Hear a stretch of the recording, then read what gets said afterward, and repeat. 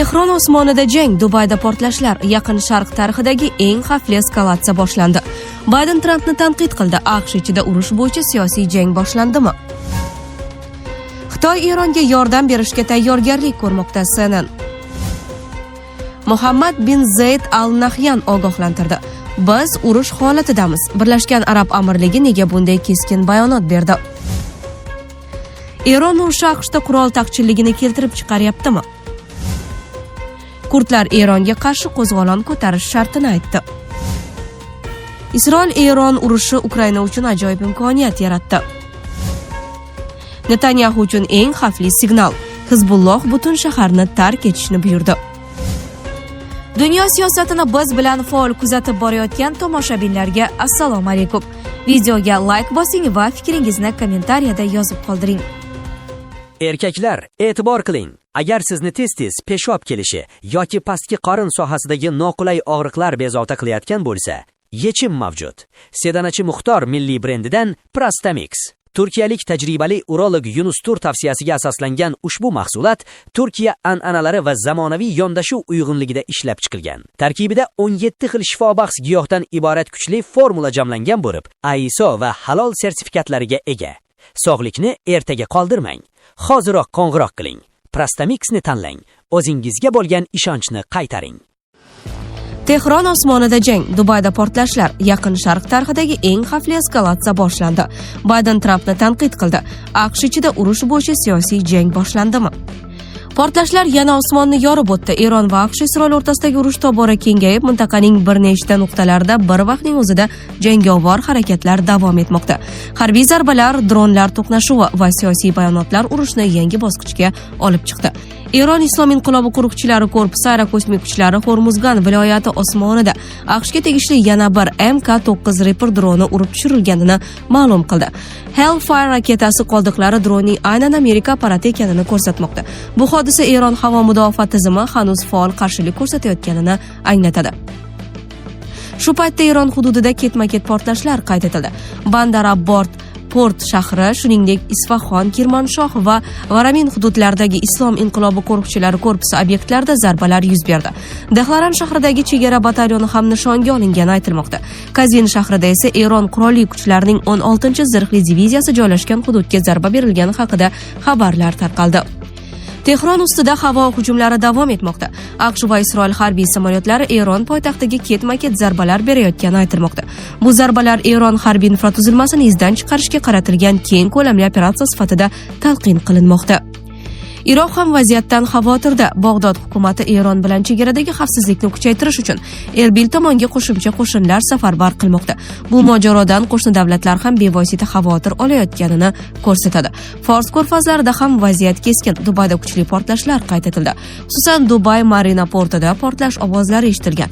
Shu bilan birga Eron ommaviy axborot vositalari AQShning Kuvaytdagi harbiy bazasidagi radiolokatsion minorasiga shahid droni zarba berganini ko'rsatuvchi tasvirlarni e'lon qildi. Urush faqat harbiy front bilan cheklanmayapti. Suriyada esa g'ayrioddiy holat yuz berdi. Qamishli yaqinida tushgan Eron raketasining parchalarini bir fermer $80 metallolomga topshirgani haqida xabar tarqaldi. Bu urush qoldiqlari mintaqaning oddiy hayotiga ham kirib kelganini ko'rsatadi. G'arbiy sohilda ham keskinlik oshdi. Isroil armiyasi va falastinliklar o'rtasida to'qnashuv sodir bo'lib, kamida 3 kishi halok bo'ldi. Xalqaro siyosatda esa qarama-qarshi bayonotlar kuchaymoqda. Ispaniya bosh vaziri Pedro Sanchez AQSh va Isroil harakatlarini tanqid qilib, Ispaniya bu pozitsiyada yolg'iz emas, balki birinchi bo'layotganini ta'kidladi. AQSh sobiq prezidenti Bayden ham Donald Tramp siyosatini tanqid qilib, mamlakat juda xavfli davrga kirib qolganini aytdi. Biroq prezident Donald Tramp keskin retorikani davom ettirmoqda. U Eronni Yaqin Sharqning sobiq bezorisi endi mag'lub bo'ldi deb atadi va yana og'ir zarbalar berilishini ma'lum qildi. Pentagon esa B-52H strategik bombardimonchasini aks etgan videoni e'lon qilib, zarbalar yanada kuchayishi mumkinligini aytdi. Tramp yana bir bayonotida Buyuk Britaniya urushga kech qo'shilayotganini tanqid qilib, bosh vazir Kir Starmer hukumatining istehzoli tarzda esladi. Uning so'zlariga ko'ra AQSh va Isroil allaqachon g'alaba sari ketmoqda.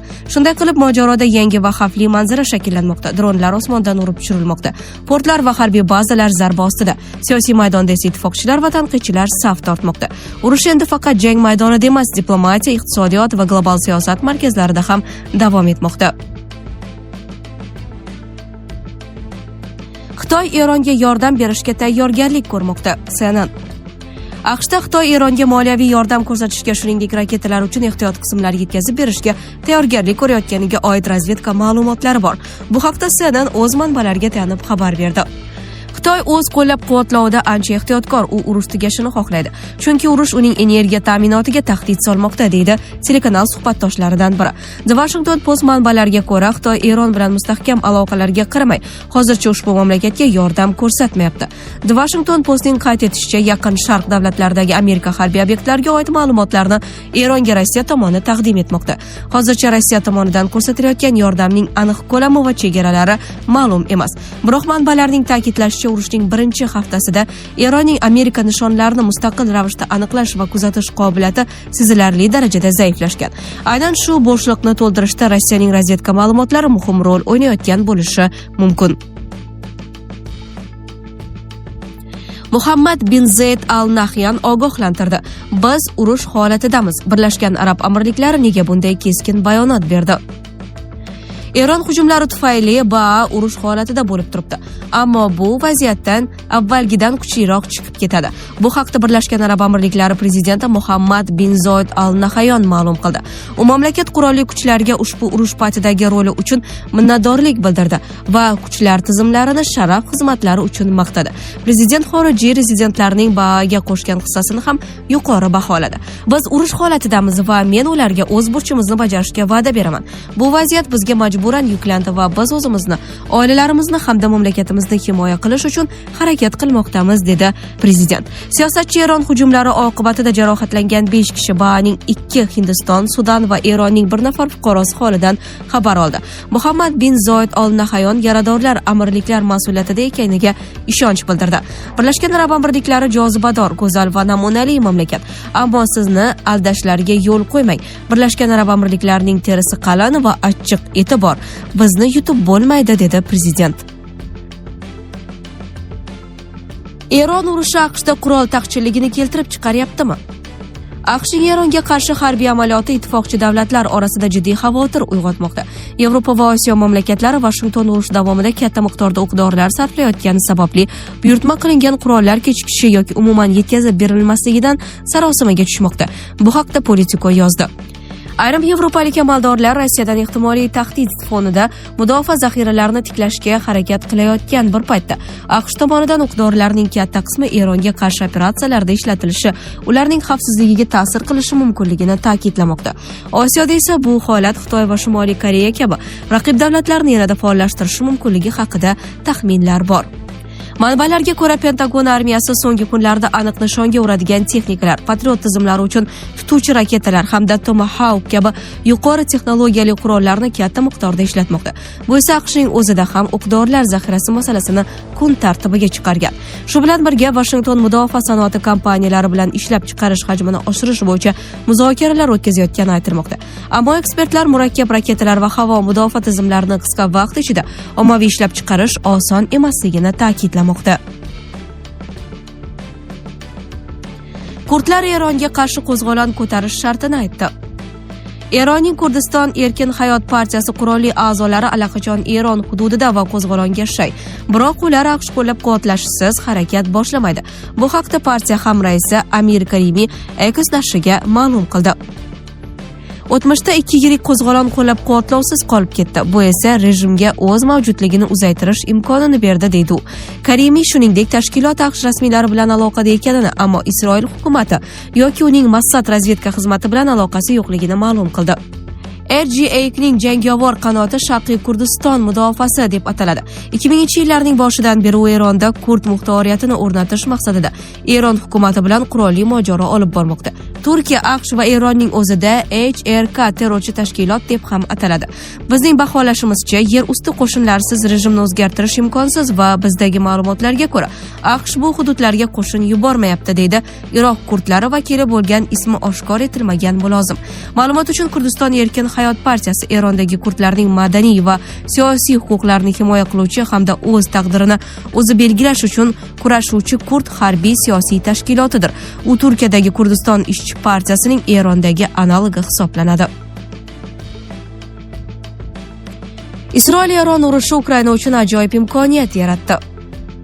AQShning Eronga qarshi harbiy amaliyoti Pentagon va Ukraina o'rtasida muhokama qilinayotgan dron texnologiyalari bo'yicha kelishuvga tezlik qo'shdi. Washington Kiyevning dronlarga qarshi kurashda to'plagan tajribasidan foydalanishni ko'rib chiqmoqda. So'nggi paytlarda Rossiyaning Shahid turidagi dron hujumlariga qarshi kurashish jarayonida Ukraina arzon va samarali to'xtatuvchi dronlar hamda boshqa usullarni ishlab chiqqan. Eron ham shunga o'xshash arzon dronlardan faol foydalanayotgani AQSh va uning ittifoqchilari uchun jiddiy muammoga aylangan. Masalan, arzon dronlarni yo'q qilish uchun qimmatbaho raketa tizimlaridan foydalanish iqtisodiy jihatdan samarasiz ekani aytilmoqda. Manbalarga ko'ra, Pentagon va Ukraina o'rtasida texnologiya almashish bo'yicha muzokaralar qariyb 1 yildan beri davom etadi. AQSh harbiy vakillari yaqinda Kiyevga tashrif buyurib, sinovdan o'tgan dronlarga qarshi texnologiyalardan qanday foydalanish mumkinligini muhokama qilgan. Ukraina uchun bu muzokaralar muhim diplomatik imkoniyat sifatida baholanmoqda. Kiyev AQSh va boshqa hamkorlarga o'z tajribasini taklif qilish orqali qo'shimcha moliyaviy va harbiy yordamga erishishni maqsad qilgan. Netanyahu uchun eng xavfli signal: Hizbulloh butun shaharni tark etishni buyurdi. Livanda Eron tomonidan qo'llab-quvvatlanadigan Hizbulloh harakati 7-mart kuni Isroil shimolidagi Livan bilan chegara yaqinida joylashgan shahar aholisiga ogohlantirish berdi. Bu haqda guruh bayonotiga tanib Al Arabiya xabar berdi. Guruh chegara chizig'idan bor yo'g'i bir necha kilometr uzoqlikda joylashgan shahar aholisini uylarini tark etib, janubga qarab ketishga chaqirdi. Biroq bayonotda ushbu hududga nisbatan qanday aniq choralar ko'rilishi rejalashtirilgani ochiqlanmadi. Ogohlantirish: Kiryat Shimona shahrining barcha aholisidan zudlik bilan evakuatsiya bo'lish so'raladi. Janubga yo'l oling, deyiladi bayonotda. Livan 2-mart kuni Hizbulloh tomonidan Isroilga raketa va dronlar uchirilishi ortidan AQSh, Isroil va Eron o'rtasidagi keng ko'lamli urush girdobiga tortildi. Bunga javoban Isroil armiyasi Livanning janubiy-sharqiy hududlari va Bayrut yaqiniga shiddatli havo zarbalarini berdi. Sizlarga yetkazmoqchi bo'lganlarimiz shulardan iborat edi. Dunyo yangiliklaridan uzoqlashmang.